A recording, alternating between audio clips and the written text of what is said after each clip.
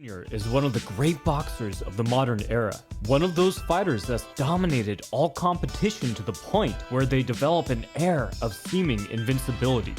And that's why it's so incredible that soon he'll be facing a man who can be said to hold the exact same accolades. Terrence "Bud" Crawford. This is one of the biggest fights boxing has seen in decades. And sometime next month, we'll see one of these warriors taste defeat for the first time in their professional careers, while the other becomes legendary. So in this video, we'll be taking a look at the unique attributes and abilities of boxing's offensive craftsman, and trying to assess if Spence has what it takes to not only beat Crawford, but send him tumbling to the canvas. When all is said and done, the heart of Spence's style is technical pressure fighting. He's a sophisticated bully who piles up damage over rounds, until the competition's body or spirit breaks, whichever comes first. As textbook as Spence is, he fights using all of the tricks, and he's so good at performing his magician-like sleight of hand that these tricks are hardly even ever noticed. If I were to describe Spence as a crafty trickster who used stealth and misdirection to win fights, I would probably get some strange looks at my weekly knitting and crochet group, I mean at my boxing gym. But Spence is more like a ninja than a textbook fencer. His punches are hidden, his opponent seeing only shadows moments before the death blow arrives. His attacks come from unseen angles, and they're set up with moves that are outside of most boxers' skill sets. But before we get there, it's important to note that the reason people think Spence versus Crawford will be an unorthodox boxer versus a technically perfect boxer is that Spence's guard and punches are damn near close to being technically perfect. Errol's punches are tight and economical, and because of this, he can beat opponents to the punch and has the time to slip in small shots where most couldn't. Without this, Spence's more unusual tactics wouldn't work. Crawford usually takes a few rounds to find his counters, and can take some big shots during this early window of the fight. However, it might be hard for him, if not impossible, to find big holes in Spence's defense, because his punches are picture perfect. Any openings will be small and close up quickly. Spence's airtight guard, where he carries his hands close to the center line, not only makes it easier for him to sneak tight shots in, it also does a great job shutting down any counter opportunities. And because Crawford's guard tends to be loose, Spence will have plenty of openings to target, if he can get to them. Whether either man's strategy, Crawford's counterpunching or Spence's war of attrition, can work depends in large part on who ends up dominating with their jab. And the jab is where we start to go down the rabbit hole of Spence's advanced tactics. Spence varies the rhythm of his double jab so well that it becomes impossible for opponents to read it or get his timing down. Spence's jab is the cornerstone of his offense, and without it, he could never get away with the one sloppy tendency he has, flaring his rear arm out wide to wind up for a hard left. Spence's broken rhythm could make it hard for Crawford to read, and therefore harder to set up his counters. If Pacquiao, another southpaw who loves the double jab to cross combo, was as good rhythmically with his double jab, his terrifying left might have knocked out even more opponents.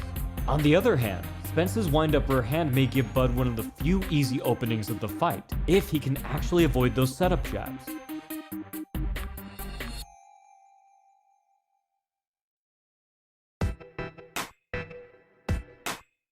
But that will be harder still, as Spence's jab can come from all angles. Look how he paws it from up high so it doesn't slip up off the shoulder, as it usually would against a Philly shell guard if he shot it out straight. But the true secret of Spence's jab is that he uses it for other, more sinister purposes. For instance, he'll leave it out after he's extended his punch in order to further harass his competitors. One way he does this is to pull down his opponent's punches and guarding hands. But this is unlikely to work on Crawford with his looser guard and unpredictable punching routes. But if Crawford lets him, Spence will frame off his head or shoulders instead. This could shut down his movement at best and move him into a punch at worst. Crosses can be turned to frames too, and hooks can pin down posture.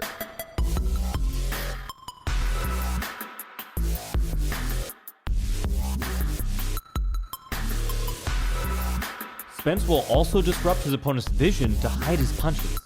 For such a powerful technique, this is barely ever talked about. But like Lomachenko, Arrow lands some of his hardest punches because his adversary never sees them coming.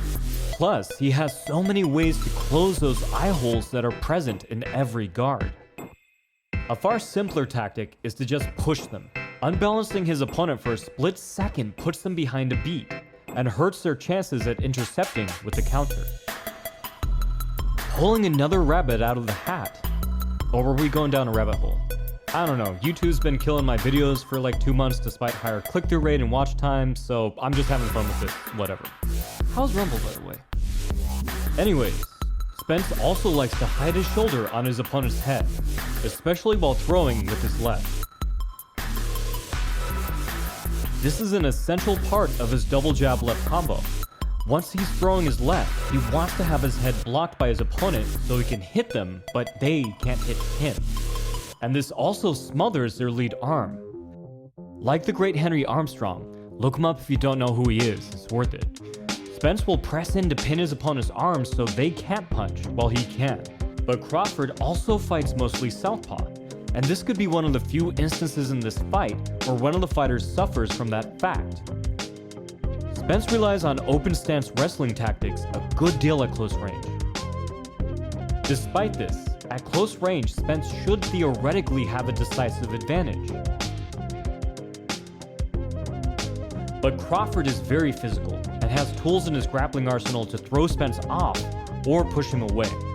However, if Spence can push and turn him and create openings for his tighter shots while pinning at least one arm, then Crawford could take a lot of punishment that piles up over several rounds. And if you would like to know more about how both stack up at mid-range, you can check out my latest breakdown on Crawford. For now, go watch some of your favorite fights to get hyped up, because I think this will be a truly epic clash of boxing titans. If you want to learn more about boxing or other forms of martial arts,